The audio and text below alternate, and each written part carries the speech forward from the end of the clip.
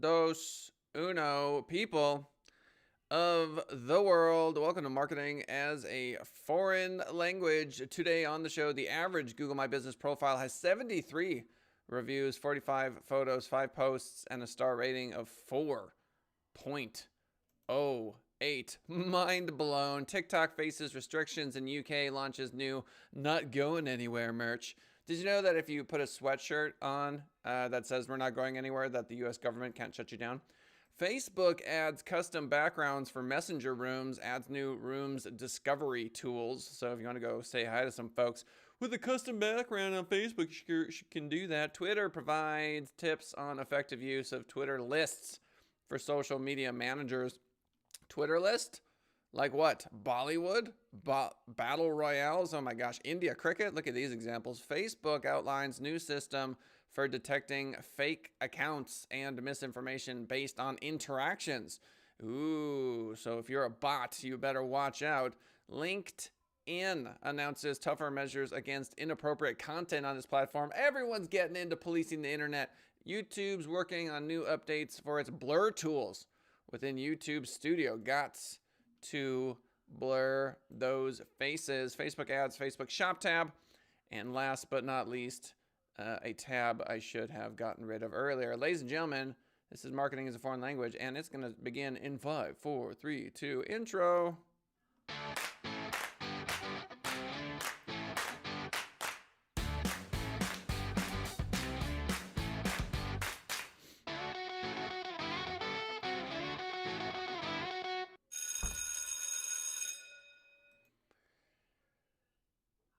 As always, if you are listening to this on iTunes or Spotify or after the fact, you can join us 10:30 a.m. Pacific Standard Time live. All you got to do is type in Send It Rising into YouTube, hit the subscribe button, hit the notification bell, and boom, hop on to the live. Ask me any questions you want. Please do leave a comment. You know I love seeing those comments. If you have any questions, I will have them appear above my head during the show. The average Google My Business profile has 73 reviews, 45 photos, 5 posts, and star rating of 4.08. Greg Sterling with SearchEngineLand.com writes, the findings come from an analysis of 2.4 million local listings in over 30 business categories. Google My Business optimization has become critical for brands and small businesses alike as the gateway to offline and increasingly online conversions. Google Search and Maps especially are often the first points of contact for millions of consumers. I would argue that for most local service-based businesses, your Google Maps listing is way more important than your organic listing. And so why wouldn't you try to maximize the number of reviews, increase the number of photos, increase the number of posts, get that star rating up? You can even include a 30-second video if that's something you're interested in doing. One of the questions I've asked repeatedly, this is Greg Sterling writing, over the past few years is how many businesses have verified their listing in Google My Business. Places Scout in 2019 analyzed 2.4 million business listings in over 30 categories and came up with the answer 62.2%, which is very low. Everyone should obviously verify their Google My Business listing.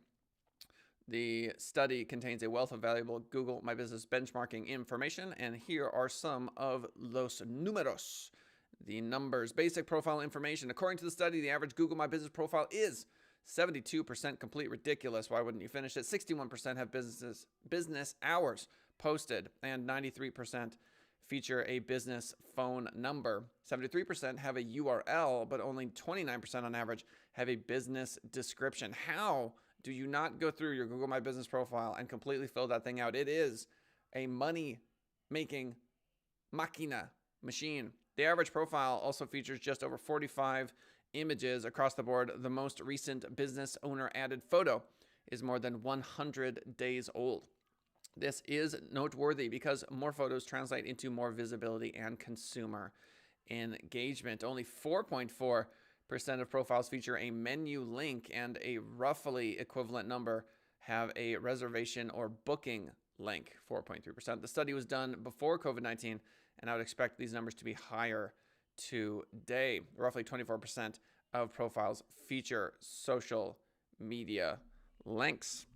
I'm going to write, please leave a comment right there, just so people know that I would love to see those comments. Google Posts and Q&A Places Scout also found that only 13.4% of profiles used Google Posts. This is ridiculous. This is a great way to have folks interact with your particular profile. You definitely want to include posts whenever possible, at least once per week, I would argue, because any additional information you can input directly into Google My Business obviously is going to have a causation effect on an increase in rankings. Roughly a third of profiles, 32.2%, had questions associated with them. Let me pull up the Send It Rising. Send it rising, internet marketing. This is not a jingle that actually exists. All right. So questions and answers is something you want to include too. Right now, for those of you on iTunes, I'm pulling up the Send It Rising internet marketing page and showing that we have a number of questions and answers. Anyone can leave a question. So right here, I'm clicking on the Ask a Question box. I could write, why are your burritos so expensive? Which, of course, is ridiculous because we don't sell burritos.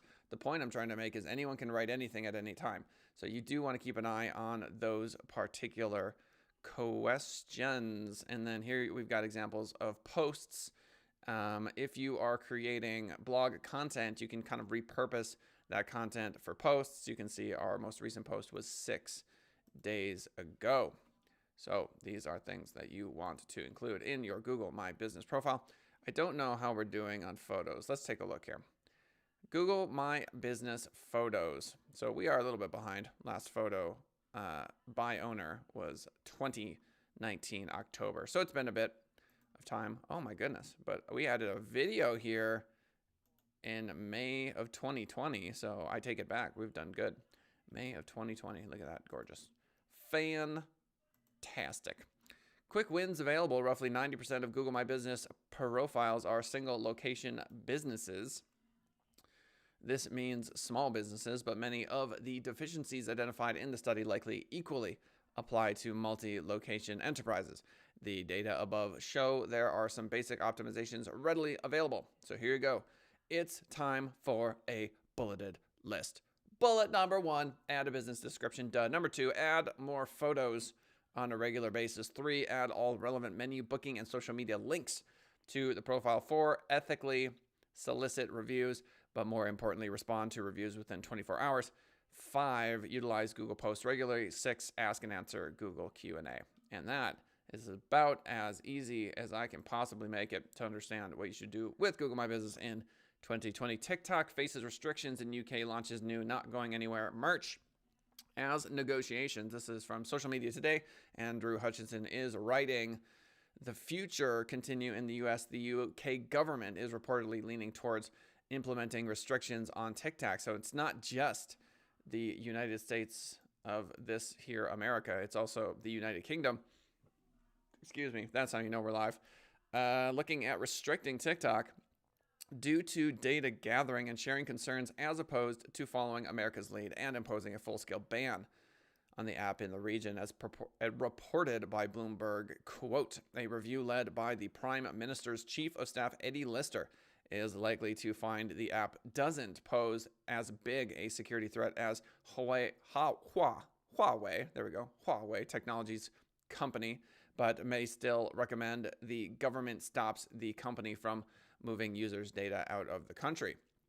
Back in July, the UK government announced that it would be cutting Chinese-owned Huawei out of its plans for developing Britain's 5G mobile phone network. Huawei was originally scheduled to supply 35% of the UK's 5G equipment, but concerns around national security and potential exposure of UK citizens' data to the Chinese government via 5G components led to a review and subsequent banning of Huawei from the UK program. That decision also raised questions about TikTok and its Chinese connections.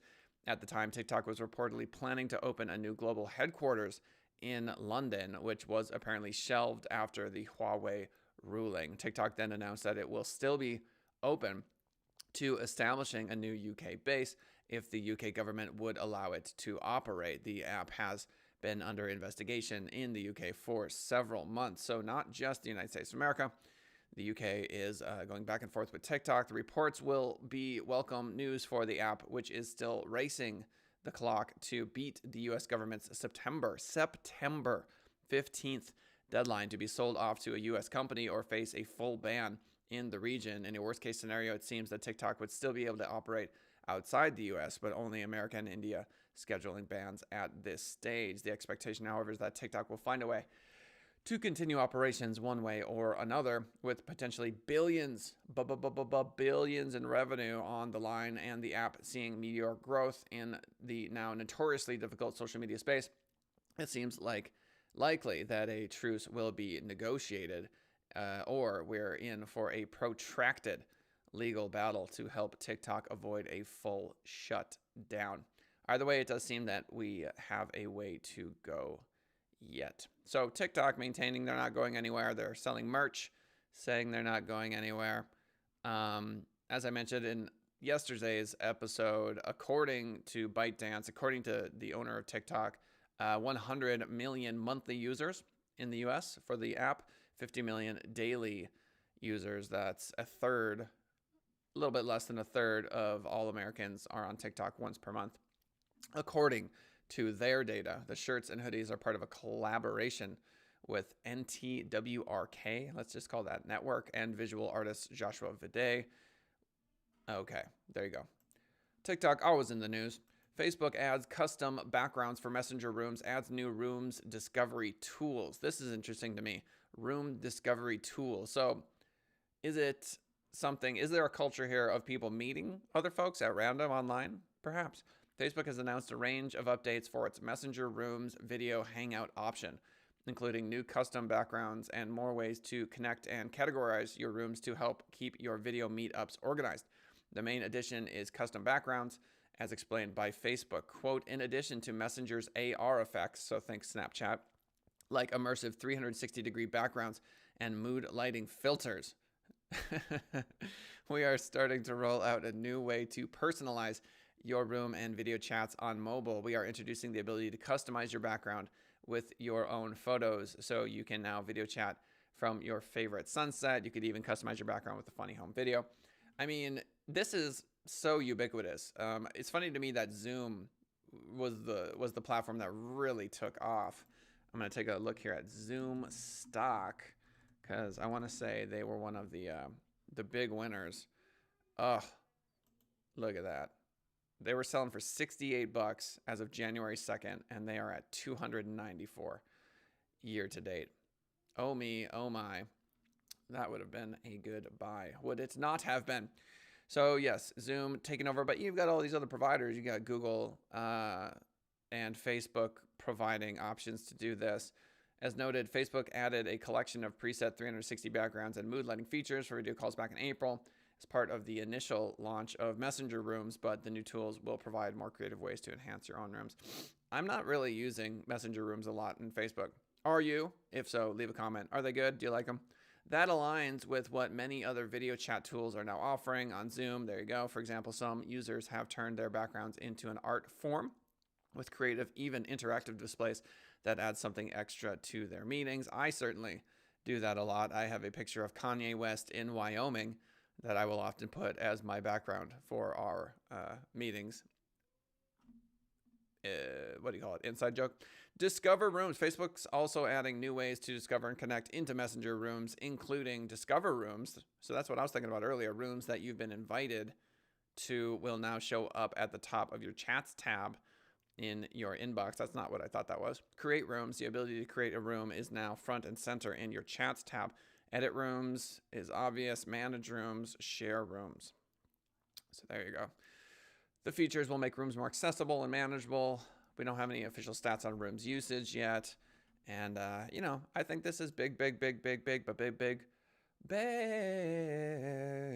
business. Twitter provides tips on effective use of Twitter lists for social media managers. Andrew Hutchinson with Social Media Today writes, Twitter lists have long been seen by many as a secret weapon within the app, a means to more easily track and categorize different users and keep tabs on specific industry trends, updates, niche interests, and more. More recently, Twitter has been working to put more emphasis on lists. Last September, Twitter added a new option which enables users to pin their created lists as swipeable alternate news feeds, making it easier to stay across the latest updates. That seems like a typo. In each of your chosen list categories. Well, it's also working on new list discovery tools, which would enable users to locate relevant user-created lists to follow certain topics. Okay. So it's almost like the Twitter equivalent of the YouTube playlist. So lists are finally getting more focus, and this week Twitter has published a new set of tips as to how social media managers specifically can make better use of Twitter lists to maximize their efficiency and process. Why don't we open that up? So business.twitter.com for must-have Twitter lists for social media managers. Use Twitter lists to keep your competitors close. A curated competitor Twitter list can provide insight into the tactics and effectiveness of your competitor's Twitter strategy. Showcase Twitter All-Stars. Creating a Twitter list of brands with a strong Twitter presence can help stir up inspiration. That's good. Connect with peers in your segment. A Twitter list dedicated to peers, including other sub-accounts operated by your parent business, can offer additional insight. Okay, so peers. Consolidate social media news. A list for news. So 4 ways social media managers could be using Twitter lists. That's interesting. Excuse me. And moving right along, Facebook outlines a new system for detecting fake accounts and misinformation based on interactions.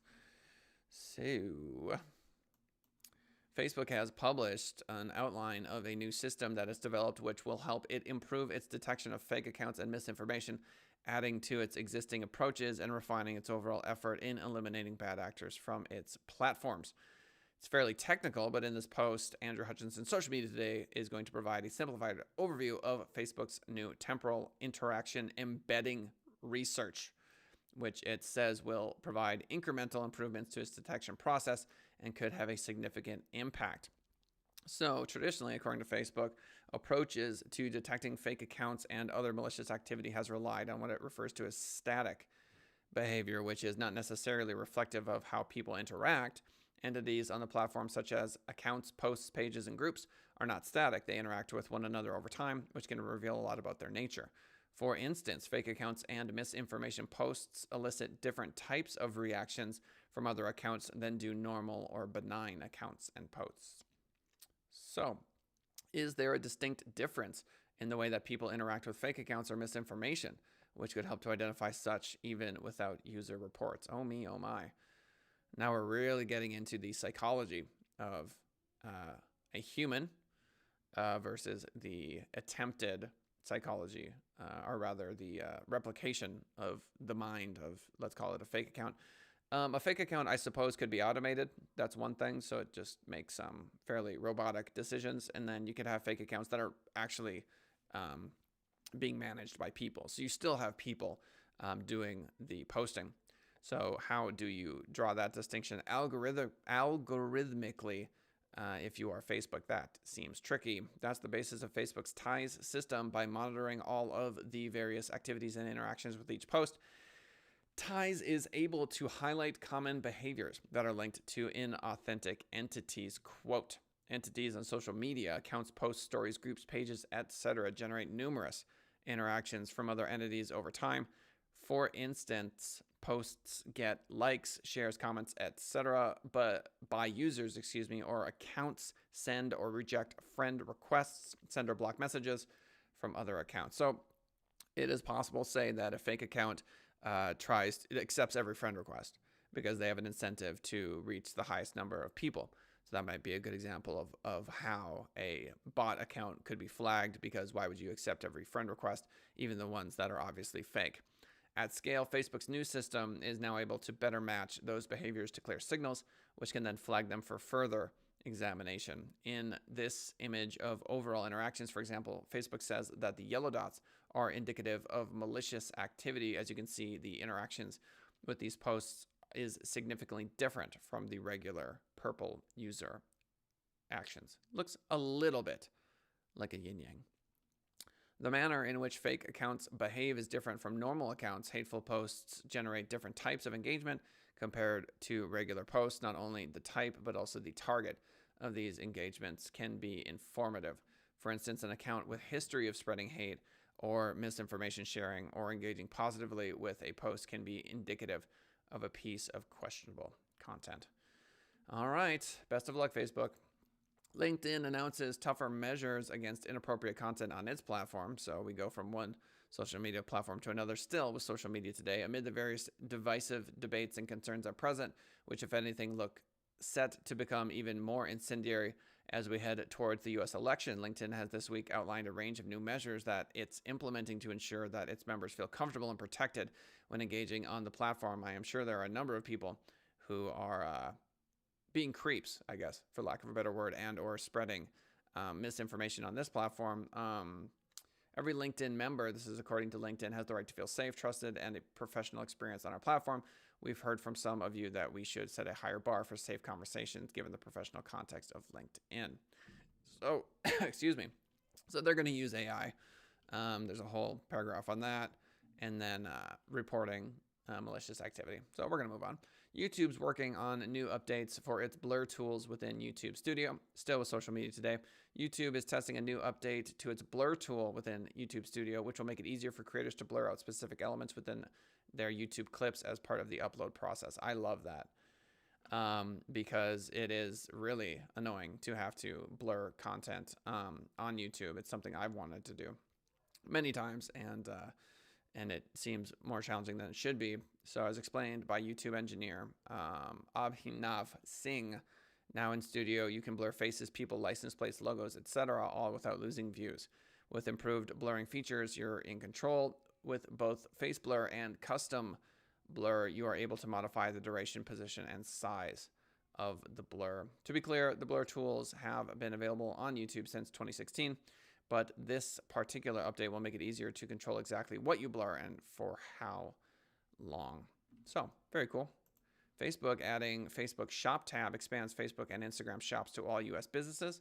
Still with social media today, it's been a while since we've had an update on the status of Facebook Shops, which it first announced would be coming soon back in May. But today, Facebook has unloaded a bunch of new updates for its e-commerce tools, which will provide businesses with more ways to connect with customers and sell direct on both Facebook and Instagram. I want to say that they either made it free or they reduced the price for Facebook shopping due to the coronavirus. Facebook's rolling out a new shop tab in Facebook, a new place to discover businesses and shop for products in the Facebook app. They're fighting against Amazon here.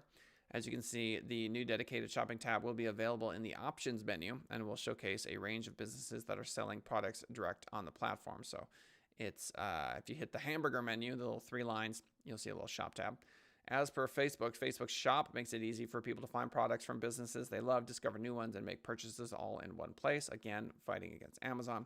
It's difficult to say how much usage the features listed in this section of the app see, as opposed to giving them more prominent newsfeed space or their own lower function bar tab, but no doubt Facebook will look to also promote its new shopping options within user feeds.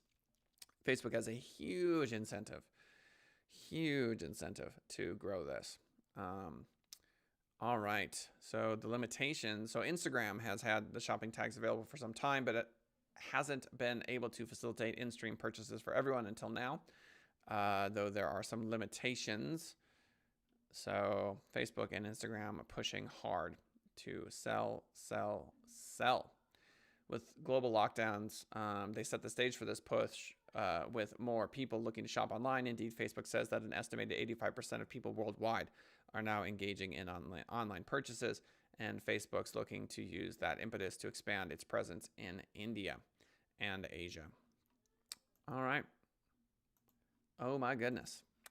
In summary, your Google My Business profile. Add a business description. Add more photos.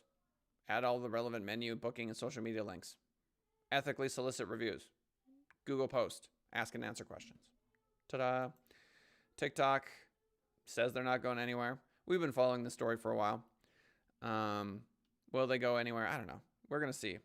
People are obviously very upset with TikTok. More on that as time pushes forward. Facebook adds custom backgrounds. So Zoom, Facebook, Google Hangouts. I feel like there is going to be a dominant winner eventually. Zoom clearly taking a large market share. Twitter providing tips on effective use of Twitter lists. I did like the various options for social media managers. You could have lists of all sorts of things, of your competitors, of people that are the most popular, of your peers, and it'd be a quick and easy way to sort through all of the information there. Esther Sass writes, the info for Google My Business is incredibly important for me. Thank you. Thank you, Esther Sass. I try to add Google My Business information because it is quite relevant to local businesses for sure. So thank you for saying that. Facebook outlines a new system for detecting fake accounts and misinformation based on interactions. All right, so they're trying to really figure this out. Trying to algorithmically determine who should be banned from the platform. And LinkedIn also doing the same, using AI to try to understand who's fake and who's not. And YouTube with a new blur tool functionality. And last but not least, Facebook adding a shop tab attempting to fight against the, dare I say, monopoly that Amazon has over the e-commerce space. Ladies and gentlemen, it's Thursday. I had fun. Hope you did. If you're listening to us after the fact, would absolutely love for you to throw a comment into wherever it is you're listening to us from, if that's Facebook, if that's YouTube. If you are podcasting, iTunes, Spotify, glad to have you on the show.